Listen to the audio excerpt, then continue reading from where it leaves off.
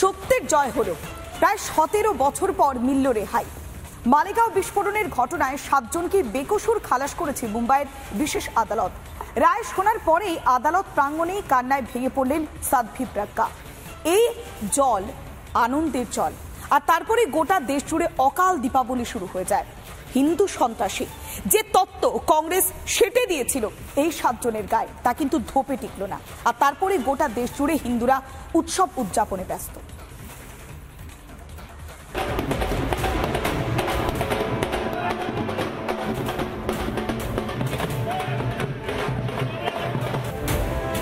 সত্যমেব জয়তে শুধু আদালতের দেয়ালেই নয়, বৃহস্পতিবার তা ফুটে উঠল বাস্তবেও।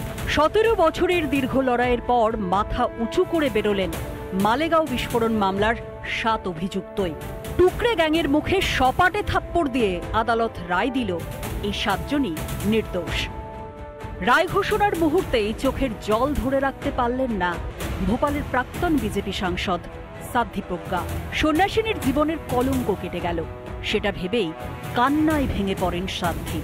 একদিকে সেই আবেগ, আর অন্যদিকে দেশ জুড়ে শুরু হয়ে গেল উৎসব।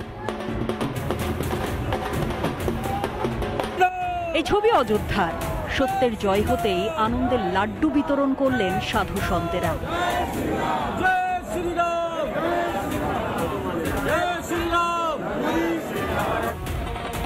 এবার দেখুন পুনার ছবি। আদালতের রায়ের পর সেলিব্রেশনের ছবি। মন্দিরে পুজো দিয়ে প্রার্থনার সঙ্গে মিষ্টিমুখ তো আছেই। 17 বছর ধরে চলেছে মামলা, সেই সঙ্গে বদনাম আর অপমানের ঘূর্ণি। অবশেষে সত্যের জয় হতেই ভোপালের সাধ্বী প্রজ্ঞার বাড়িতে সেলিব্রেশনে মাতলেন সমর্থকরা।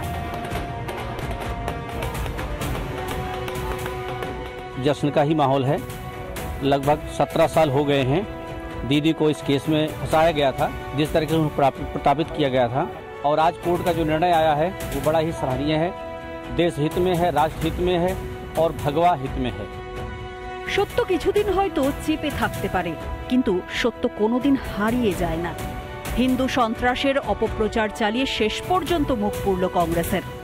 এখন কি বলবেন সোনিয়া রাহুল গান্ধীরা?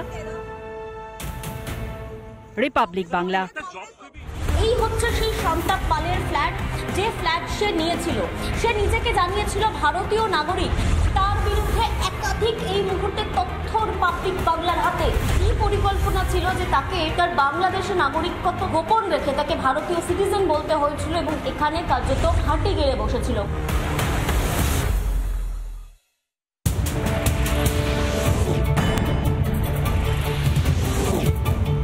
দুর্গাপুজোর অনুদান বাড়ালো আবারও রাজ্য সরকার। 85,000 টাকা থেকে সেটা বেড়ে হলো 1,10,000। সামনেই বিধানসভা ভোট, আর তার জন্যই কি পুজো উদ্যোক্তাদের মন কাটতে এই ঘোষণা? এই সংক্রান্ত বিষয়ে ফিরে আসছি ছোট্ট একটা বিরতির পর। আপনারা দেখতে থাকুন রিপাবলিক বাংলা।